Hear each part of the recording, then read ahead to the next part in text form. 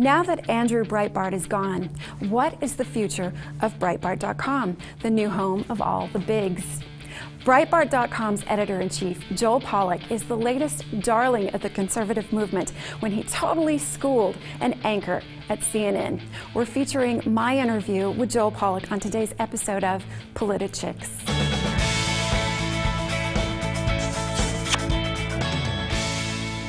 Before Andrew Breitbart passed away, he was working round the clock on two very important and possibly game-changing projects. The launch of his new site, Breitbart.com, and the other what Andrew called the vetting tapes. Regarding the latter, CNN's Soledad O'Brien tried to attack Breitbart.com's Joel Pollack over Obama's connections to racist professor Derek Bell.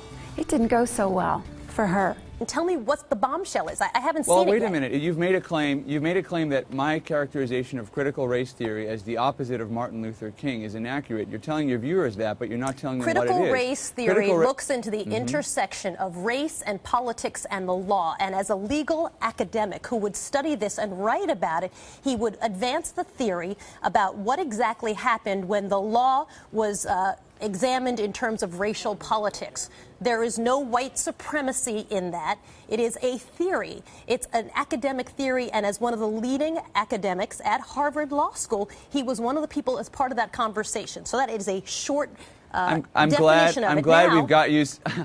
I'm glad we've got go you on. saying that on tape, because that's a complete misrepresentation. Critical race theory is all about white supremacy.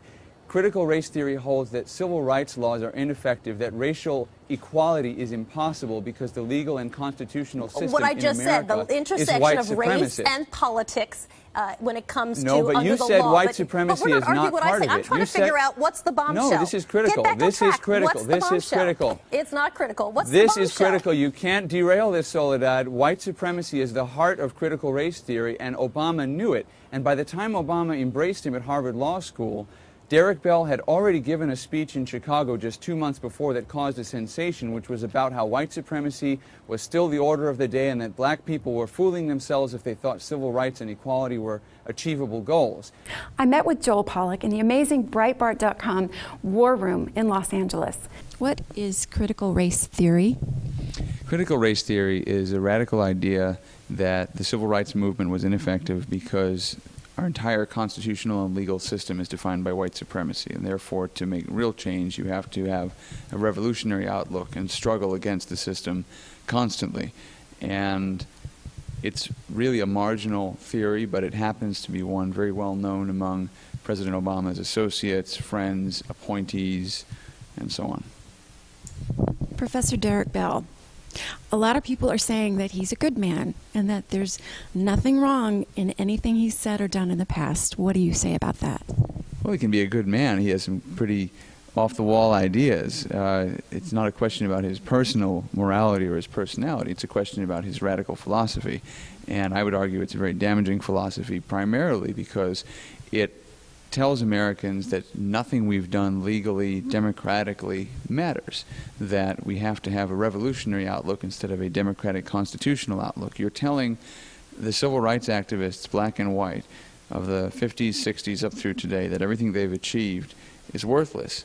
And the examples they choose are so silly, really, that they're really choosing fights in order to adopt a radical posture. One wonders if they actually believe what they're saying. But some do. I think Bell certainly did, and it's got elements of Marxism in it. Like Marxism, it looks for one fundamental element of society. Marx thought it was capital. Bell thinks it's race. And once you undermine those things, you replace the system with something new, something radical, transformative, revolutionary. I think that's very damaging. I think it's bad. It's not a comment on his mannerisms or his personality, but certainly Barack Obama was affected enough by the radical ideas that Bell proposed that you see Obama endorsing at that protest at Harvard in 1990, that he went on to teach those ideas to his own students at the University of Chicago. It was required reading to read Derek Bell, and not just to read him, but to read his assessment of the fundamental underpinnings of our society, the Constitution, the Bill of Rights, the 14th Amendment, and so on. And I think that's tremendously damaging. It's a tremendously pessimistic outlook about American life. You know, in a debate, in any kind of debate, you should never be afraid to be involved in it, whether you're conservative or liberal. You should not be afraid to lose a debate. If you lose a debate, it just means the other side has convinced you of their logic. But that's not how a lot of left-wing folks go into debates. They go into debates to annihilate the other side. In other words, they don't want there to be a debate. So you've got to be willing to fight at the end of the day for fairness. That's what Andrew was all about. And, you know, within reason, within the law and everything like that, insist on fairness, insist that they live up to their own words. How can all of us regular people get involved? How can we help defeat Obama? Because we know what's at stake. But how can we get those middle-of-the-roaders, the people that are on the fence or that are indifferent, how can we get them to pay attention? Remember that the voters that Republicans, and here I'm talking politics, the voters Republicans need are independent. But independent doesn't necessarily mean moderate. Moderates we usually think of as being on the fence between Democrats and Republicans. Most of those folks right now are leaning Republican because they don't like President Obama or what he's done, but they're still looking for a good, strong Republican candidate. But independents are really what you have to win with, and not every independent is halfway between a Democrat and a Republican. Some of those folks, many of them are conservatives who are independent because they don't like what the Republican Party is doing, feel like it's not living up to its principles, and so they don't want to be part of the partisan process. They just want to have those principles. Some folks are independent, they're very politically savvy, but they just don't want to get involved in politics, but they gravitate towards clear leadership. And I think that the way to win independence is to have a clear leader, a clear idea, clear principle, clear commitments. That's how you do it. That's how you've got to start with that. Of course, you do have to win people over who are in the center to some extent, but you do that, again, by being firm and true to your principles. Nobody is convinced by a half-convincing argument or someone who only half believes what they say, because the most damaging charge in politics is that someone is dishonest. If you can say your opponent is dishonest, and they are, even people who like their ideas or like their party may distrust them and not want to vote for them. The most important thing then is to be firm in your convictions, not wavering, certainly open to other ideas and listening, but when you've discovered what you believe, and I believe that anyone running for president should know what they believe, you stick to it, you defend it. Who was Andrew Breitbart to you? He was a friend in every time, whether good or bad. He was a fantastic person, very kind, not just to his family and friends, but to his colleagues, and also often to people he disagreed with, as long as they were willing to be fair, to state their biases up front. Bill Ayers and Bernardine Dorn. He was willing to be civil to Bill Ayers and Bernardine Dorn, although I think you'll see soon we have video of Bill Ayers recalling that encounter, and he was not quite so generous in his recollection as Andrew was. Remember that when you go onto left-wing turf, often you're not playing the same game. They are not playing the same game. They're often out to annihilate, to disparage, to deflect.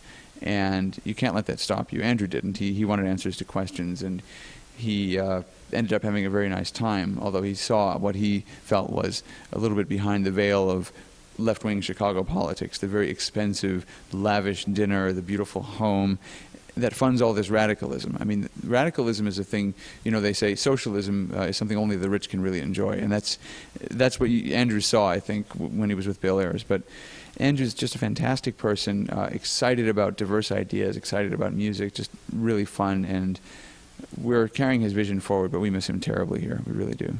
Can we win? Is it possible to win? You're in the belly of the beast. You've seen the ugly, dark side. Can we win? Is this possible? Is it going to be a fair race? We are winning.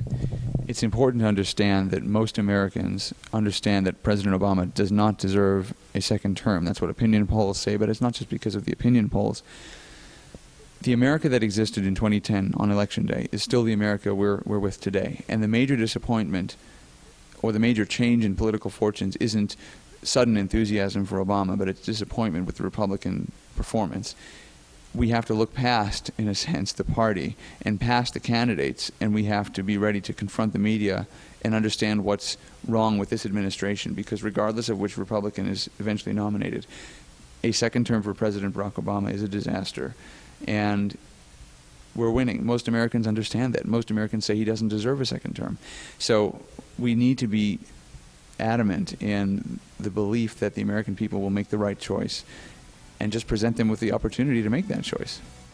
Thank you for being here with us today, and please come back next time to PolitiChicks.tv, the right kind of PC.